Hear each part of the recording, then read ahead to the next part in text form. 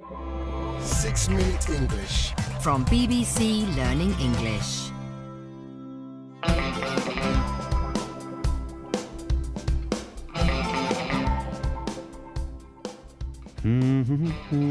Hello and welcome to 6-Minute English. I'm Rob. And I'm Neil. Hello. Hello, Neil. Neil, what's that tune you're humming there? Was I humming?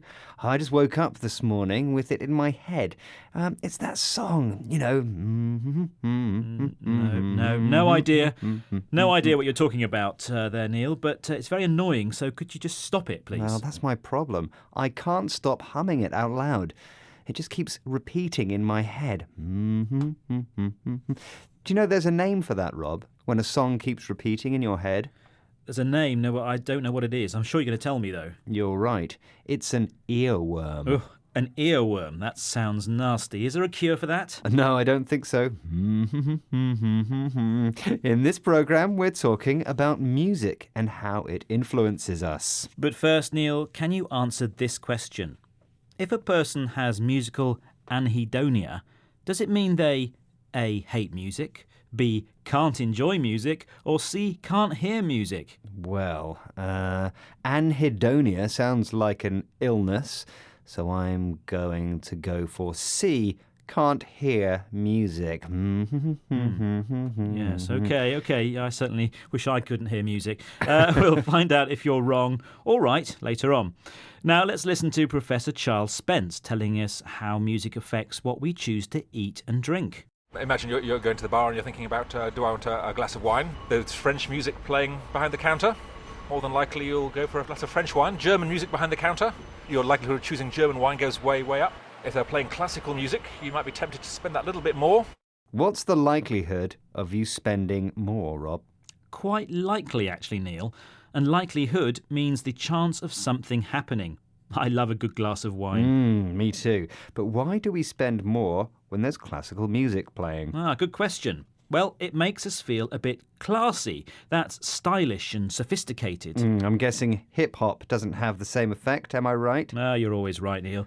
So the professor is saying that bars and restaurants use music to manipulate their customers. And that means to control or influence them. Ugh, earworms. They're messing with our minds. I know. And it doesn't stop there.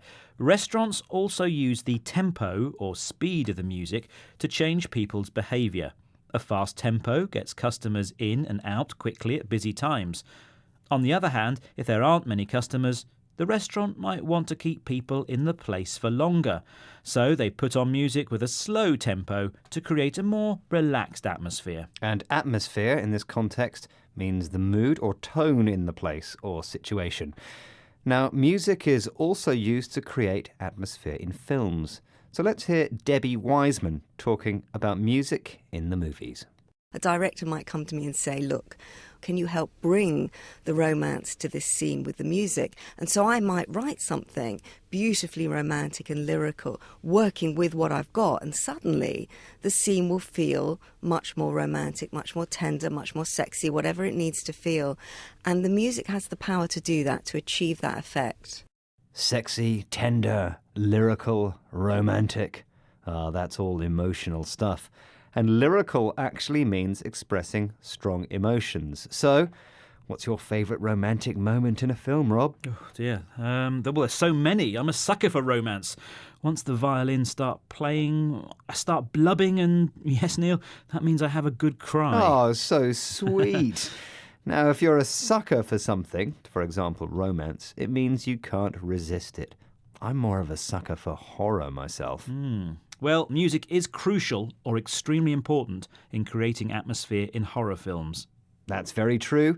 Music is often used to create tension and suspense or feelings of anxiety and excitement. Yes. Can you imagine Hitchcock's Psycho without the violin music? Maybe I can. Okay, let's not have a shower scene here in the studio, Neil. You'll give me nightmares.